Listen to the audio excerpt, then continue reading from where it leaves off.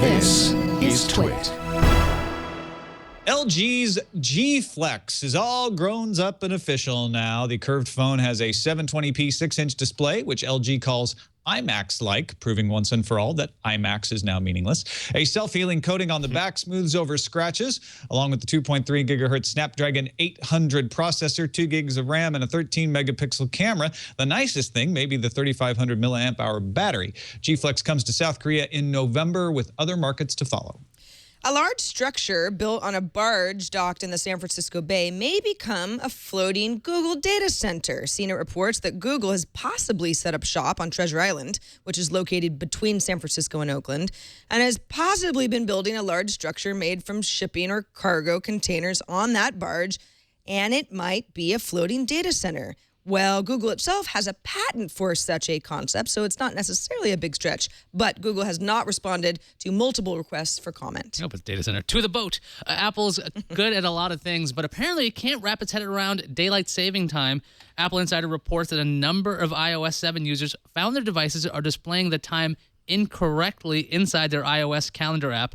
The good news is that the issue doesn't seem to affect alarms or calendar events from sounding at their correct times. Nielsen has been testing new ratings that take into account mobile viewing and now has announced a wider rollout with an SDK for participating broadcasters coming in mid-November. The system monitors DVRs, internet-connected TVs, tablets, smartphones, and browsers, and relies on Facebook, among others, to match demographic information. The tech also includes audio, watermarks, and metadata analysis. The Nexus 5. Leaked photos, leaked video, product shots. They've all accidentally made it to Google Play already, so we kind of know that Google's new smartphone is coming soon, but the wait may be over on November 1st. This is according to a leak from EvLeaks on Twitter.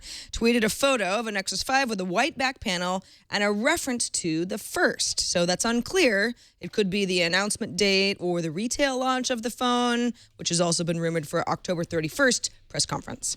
We don't cover enough writing instruments on the show, and that's going to get corrected right now. Okay. Because the LiveScribe introduced a new smart pen called LiveScribe 3. Now, unlike previous versions, the LiveScribe 3 is a lot sleeker and pairs with a new app from LiveScribe instead of using Evernote integration. Notes you write are digitized and are searchable. Right now, the app is iOS only, with Android support coming soon. The LiveScribe 3 costs about $150. And we don't cover enough AI either, so let's take care of that one as well. A company called Vicarious claims to have created software capable of accurately filling in CAPTCHAs, something I can't seem to do. Those are those login puzzles. They're supposed to separate humans from bots.